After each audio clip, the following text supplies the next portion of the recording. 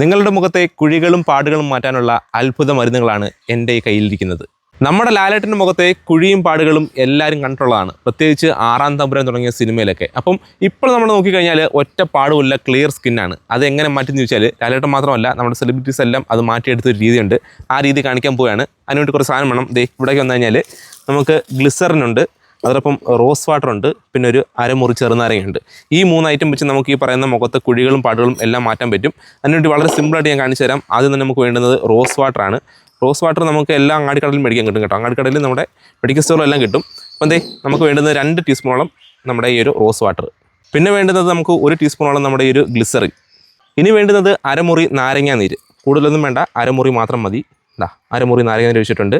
ഇനി ഇതിനെ നന്നായിട്ട് നമുക്കൊന്ന് മിക്സ് ചെയ്തെടുക്കാം.